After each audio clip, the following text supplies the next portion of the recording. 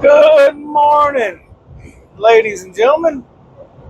I hope everybody's having a great day. Today, I'm going to talk a little bit about how and why I lost my authority, how I lost my LLC, how things went so far south, and why I can see it getting better next year. Let's just be honest now. It's been a hard path to travel being a lease operator because I've having to run a lot more to make the amount of money that I need to take care of my family and pay expenses. I'm not the only one in this precarious situation. And I had to start over. Look, I had 3 trucks, 4 trailers, and 4 drivers at one time. I lost it all. It started with COVID. But things really went south, really started to go south as the fuel prices started climbing up. The fuel prices went up, and see, the thing about fuel is it's money that comes straight out of your pocket, right? So if you go from $2 a gallon to, let's just say, $4 a gallon, that's doubling the amount that you pay. And that comes off the top from what you were bringing home. So that it's like myself, I use about 400 gallons per week. So that goes from $800 up to $1,600. That's $800 a week more that was coming off the top. That's a lot of money. That is $3,200 a month just in extra fuel expenses. I don't know many small businesses that can withstand such a hit. I did for a long time. Look, I held in as long as I could. That was my baby. I put my blood, sweat, tears into that business. I made some decisions with credit and chasing down a couple of other things that I wish I would not have done. But it still would have been dang near impossible to withstand what happened due to the fuel increase. And that does not even cover what happened with rates. The rates on the open market. See, I lost my local haul. I was running a local haul for a while. So during COVID, I was covered pretty well until one of my drivers got COVID and was in the hospital for 3 months. That really, I tried to, I'm not going to get into that. Okay, I'm not going to go down that road. Let's just say I loved my drivers, okay? But we were pretty well covered during COVID. But once I lost the haul and had to go back to the open market, things were just too tough. The rates on the open market, for instance, they at one time was 3+ per mile, okay? But there, let's just figure from $2, because $2 you can make a little money at $2 a mile. Okay, you can do okay at $2 a mile, and I pray our rates get back to $2 a mile for dry van. If they do, our drivers might start getting flushed with cash again. But now they're below $1.50. I have seen them not just in Florida. See, Florida is one of those markets you got to get good money going to because there's not enough freight coming out. So therefore, the freight coming out is cheap. Where you used to in the good market see the 80 cents a dollar, and that was in a good market. Now, coming from Atlanta to Houston, it's not abnormal to see below a dollar per mile. It's not abnormal to see $1 a mile. But just for the sake of figuring, we're going to look at $2 a mile compared to $1.50. That's 50 cents a mile, right? Y'all stay with me. I'm doing this off my head. I ain't doing this on paper. That's 50 cents per mile difference. Now, if you pull 3,000 miles a week, which is, I've been pulling a lot of miles lately. 3,000 miles a week times 50 cents, if I'm not mistaken, that's going to be $1,500. Am I wrong? Am I wrong? Because if it was $1 a mile, that'd be $3,000. So half of that would be $1,500. That's in the rate drop. So add the $800 that you lost in fuel when fuel jumped up to the $1,500 a week that you lost because the rates dropped. All right, that is $2,300 a week less because of the decisions of our national government. $2,300 a week. There's not hardly any small businesses that I know that can handle those kinds of hits. Where we used to regularly get 6,000 plus gross, now it's work to get $4,000 gross. It is hard. It has been hard out here.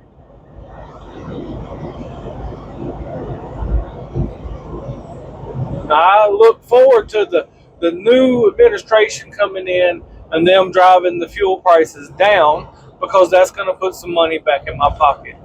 And if they do expand the economy and if we get some real growth, we get manufacturing back on this side, then the rates hopefully will start to inch up. There's some immigration stuff with the amount of drivers and things that will happen too that will hopefully inch the rates back up. But that is a lot of the reason. If you start figuring $2,300 at its worst, I remember paying over $700 for a fill up just to keep the truck moving. I was hardly even paying myself before I lost our business, before I had to close our authority. It's, it is sad because I'm not the only one out here that has went through this stuff. We've all been in this together. I've seen countless other businesses having to shut their doors because of our economic situation right now. We've lost our vehicles. We're running antique vehicles right now. We've lost all kinds of activities. Look, we don't get to go out and do the things we used to do. We don't get to go out and eat good and go to the movies and do stuff like that. Now there are no entertainment other than our phone bill. Our phones are our major source of entertainment.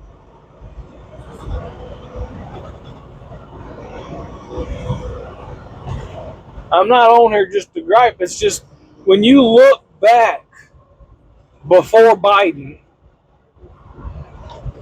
and you look forward towards this future Trump administration. You look at where we're at now, the past, the present, and the future. I have hope for the future because things were not that bad there. And that's why he won the election. And I don't care what nobody says. He won the election because when he was president, things were not that bad. Even when we were fighting COVID, everything was new. Nobody knew what to do. He did the best he could with the information he had at hand. Yes, he had some bad advisors. I'm hoping his cabinet and his advisors are better this time. But that is why he won the election.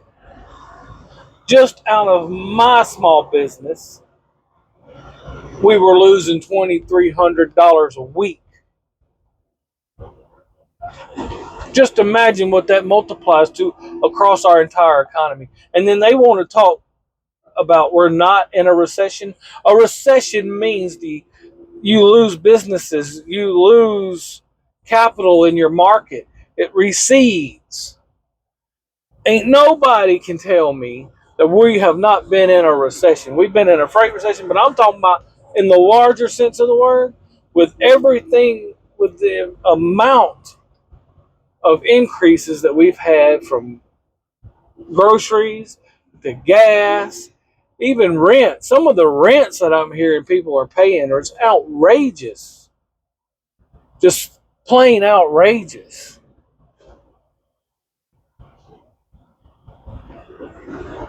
I predict that Joe Biden will go down in history as one of the worst presidents to have ever served our great nation of the United States of America. This Biden recession, as I will always call it, till I kill over and go and meet the Lord Jesus in heaven, this will be the Biden recession. I started my business under Barack Obama. I did pretty good under Barack Obama. And then I had Trump. I did really good under Trump. But then here comes Joe Biden, and on day one, he kills the pipeline. Fuel starts shooting up.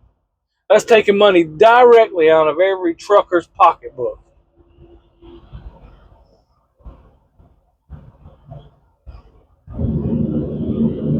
I don't know why we're stopped right here, y'all.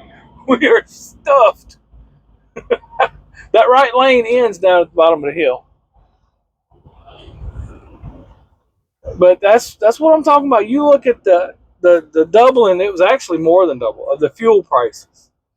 And then the dropping of the rates. And you add those together. And what's sad is I had finally found insurance that was affordable. And I was excited about having that cheaper insurance. I was actually going to be able to afford better things because I paid out of the nose for insurance as I was trying to grow our fleet, expand our fleet. I don't know if y'all can tell it, but that little truck up there, that Enterprise truck, is leaning really bad to the right. I don't know if he's got a busted airbag or if his load is shifted, but something's going on with that rascal. But yes, and the cost of living on the road is way higher. One thing that's helped me with this lease truck that I've got through Advanced Trucking is the fact that it has an APU and it has a refrigerator.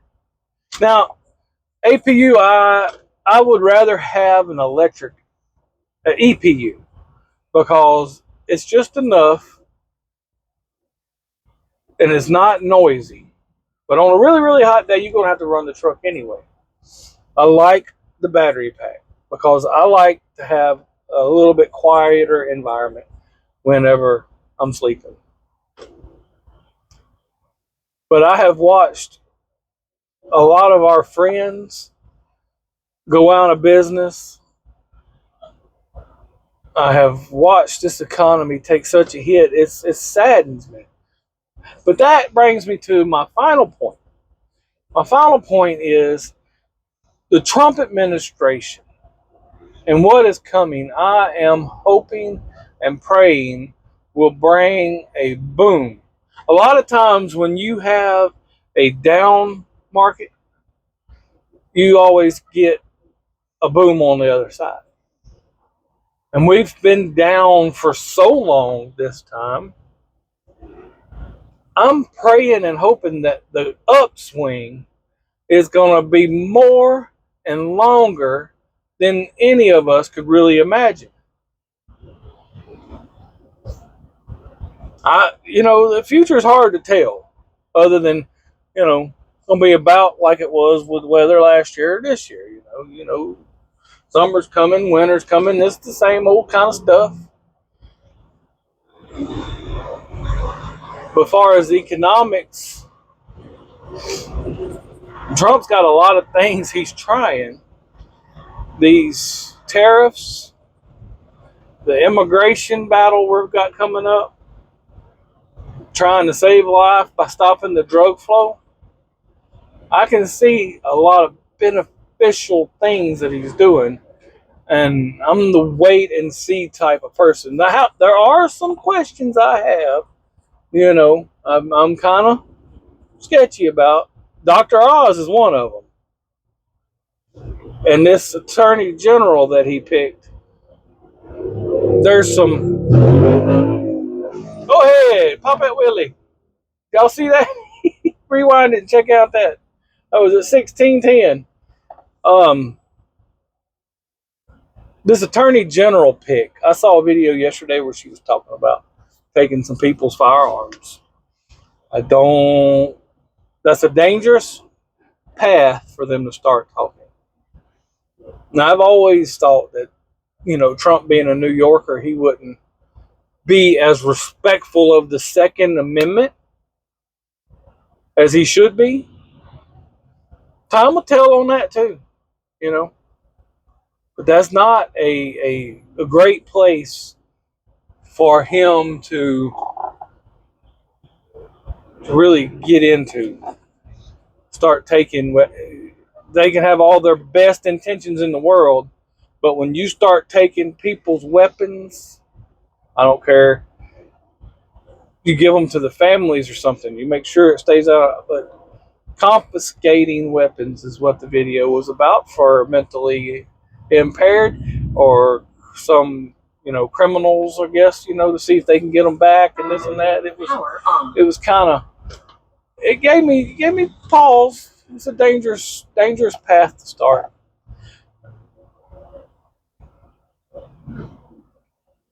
We'll see. I don't think they're going to confiscate everybody's guns, but they could start a program that could be used against us in the future. Because when you start talking, let's take them because they have a mental issue. Define mental issue. Is the policeman going to define the mental issue? Because in that case, they could define everybody as mental. They could tell anybody that they're insane just to take their weapons. And the weapons, I don't think a lot of people understand the sentimentality that some people have for their weapons. They may have been passed down by grandparents. They could have been passed down by their parents, their siblings. And those type of weapons you will have to pry from cold, dead fingers. Because we have a culture of sentimentality. The two antique vehicles that we are driving, one came from my mother and one came from my grandfather. I've had many people want to buy one of them, and it is not going anywhere.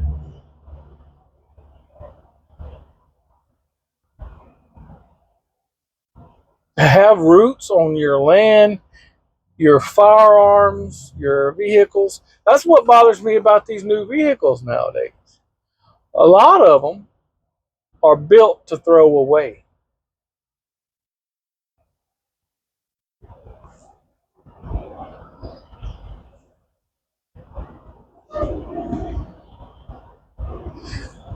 Normally, I would hang a left and go up 110 North and go through the woods to get back to Mississippi, but I got to get diesel over in Hammond, so I'm stuck waiting through the traffic. But that's what happened with our business. Now, that's not even including the debt that I ran up, because when I had multiple trucks, it was easier to pay the debt. When you got more income, debt is not a big worry, and it is a trap. If you have your authority and you're running multiple trucks, my highest recommendation, my highest tip is do not expand your fleet unless that equipment is paid for. In other words, the truck you're driving and the trailer you're pulling have it paid off. The next truck and trailer you can finance, but you get in the newest truck. Put your driver in the one that's paid off. And once you get that one paid off, then you put your oldest driver in that one and the newest driver in the old equipment, and you get in the newest equipment. Don't fall into the trap of thinking, I need to put them in the best equipment. All right? Because no matter what you do, you're going to come out to be the bad guy. So you get in the newest equipment. You deserve it. It's your business. If they don't want to work for you, let them go. Find somebody else. Don't get into the trap of saying, oh, I think I need to give them the best stuff. No. Let them earn their way to the best. Once you get 3 or 4 trucks and trailers running, the equipment will start getting better as you go. But, this new equipment is kind of the same thing. It's made to toss out, throw away. It's not made to last 30, 40 years like some of the older stuff, the old Detroit Series 60. Oh, love me a Detroit Series 60. Those older trucks were made to last. You could keep replacing parts and potentially run that truck from now on. As long as you can find the parts, you could run those engines and those trucks. These newer ones, not so much. Now, depending on what happens when the Trump administration takes place, I'm sure the EPA is going to have some adjustments. I'm sure some of these other things are going to take place to where maybe we won't have to have this DEF. Maybe they'll be able to focus on making these engines run cleaner instead of the extra systems around it. We'll see. I'm hoping that we can get away from this, because that's one of the worst things they did to our equipment, is put the DEF in these trucks. It is awful on the whole system and expensive to work on. That's all we needed with the price of repairs. That's one of the other things I didn't tell y'all about, is the cost of repairs and getting ripped off by diesel mechanics. I lost many thousands of dollars due to overpricing by diesel mechanics. Some that I trusted. The last one that got me destroyed the engine in my black truck. Well, not the whole engine. They ruined the top end. It was doing great until it wasn't. You know what I mean? They did an overhead and it didn't come out right. I had smoke and clanking and all kinds of stuff going from that. It was not cool. I love that truck. I got it with 228,000 miles, and it was repoed with 1,040,000 miles. It really, those things, like I say, there's a sentimentality of equipment. This guy knew that lane kept going north, and he jumped over. These guys on the right know that lane ends, but everybody's trying to bottleneck into this lane because they're not taking anybody else into consideration. But that right lane, they got more right in it than this guy in this left has trying to get over in front of us. Because that's Interstate 110 lane. It says it way back there on top of the bridge. Good old Baton Rouge, it was just yellow when I was over there at the Tiger Truck Stop. Now, by the time you get over here, it's red. But like I said, my highest recommendation is do not expand your fleet until you have paid off equipment. And if you're really good shape, I recommend you have both of them paid off for you, put a driver in there, because you can, when you get with a quality insurance company, have one listed as a backup truck, and it don't cost you near about as much. So you can insure it and still run it. And then once both are paid off, it's a lot easier to pay a driver when you don't have that truck note. It's a lot easier.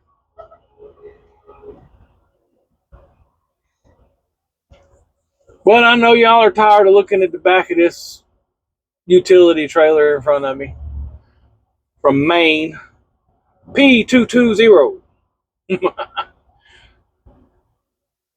But yeah, when you do the math, I'm not making excuses. I'm just telling you the reasons why. I just could not make bills losing that much money every week. I don't really know how I'm able to do it with this lease purchase I'm in now, but I want to thank Advanced Trucking and my friend Daniel and Dennis for helping me get in a truck after I lost mine. You know, I've been in this one almost a year now, and I ain't planning on getting out of it yet. I mean, I would love to be at home making money doing other things, but there's just not a lot around my place to do that. But when you go into business, just be aware, save up some money, and don't forget that when you hire employees, it's going to make your workload a lot harder. The government does not make it easy to hire employees. They do not make it easy to expand your business. You would think they would, because you hear them talk about creating jobs all the time. But if they really wanted to create jobs, they would make it easier to hire employees. But you can get audited by the FMCSA, you can get audited by the IRS, you can get audited by the employment services. I mean, there is a ton of ways you open yourself up to trouble.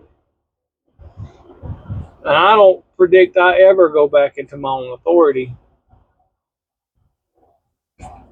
I predict if I do anything, it will be through somebody else's authority. I don't predict I do nothing else like that. I mean, I'm just gonna try to do my best to bank up money and pay off stuff and have very, very, very few bills.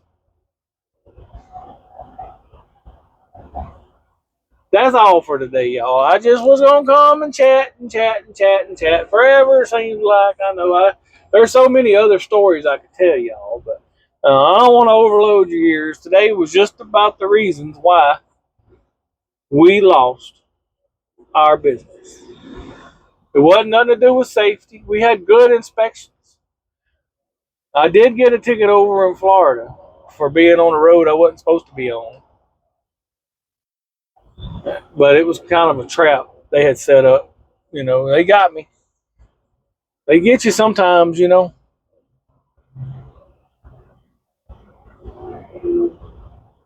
Now, we're all in this lane. Nobody should be able to get in front of me because we have a solid line to the left now. But the right side over there, they're trying to jump over. That's going to be fun. God bless. Catch you on the next ride, ladies and gentlemen.